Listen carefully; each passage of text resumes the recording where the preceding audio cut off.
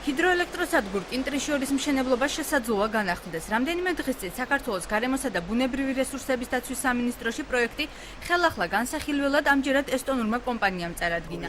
ასოციაცია ფლორა და ფაუნას აღმასრულებელი დირექტორი ჰესის მშენებლობას ეწინააღმდეგება. მისი თქმით, კინტრიშის სათავეზე უნიკალური მნიშვნელობის ნაკრძალი მდებარეობს, სადაც წითელ წიგნში შესული შავი ზღვის ორაგული ქვირით ცდებს.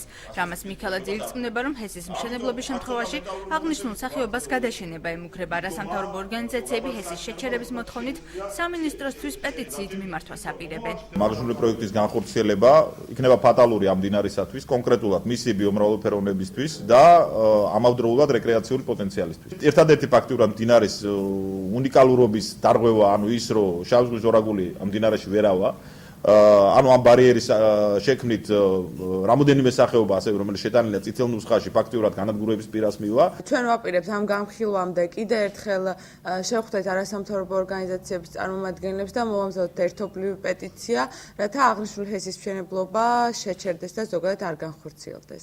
ჰესის მშენებლობას ესტონური ჰიდროდეველოპმენტ კომპანია ხორციელებს, რომლის წარმომადგენლები მდინარე კინტრიშზე 6 მეგავატის სიმძლავრის ჰიდროელექტროსადგურის მშენებლობას გეგმავს. კომპანიის წარმომადგენელთა თქმით, მდინარეში წყლის დონე რაც თევზების გამრავლებისა და ცხოვრებისათვის არის საჭირო შენარჩუნებული იქნება.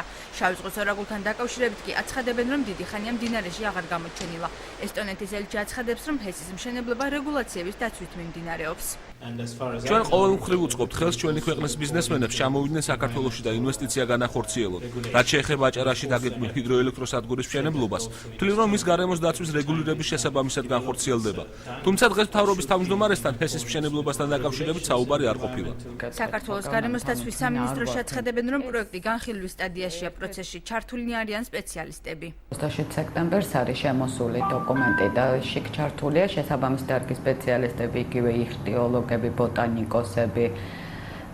ისინი დადებენ თავის დასკვნას და იტყვიან, ანუ ამ ჰესის მშენებლობა საფრთხე შეუქმნის თუ არა მდინარე კინტრიშაში არსებულ თევზის სახეობებს. კინტრიშორის მშენებლობასთან დაკავშირებით მორიგი შეხვედრა ქობულეთში 15 ნოემბერს იგეგმება.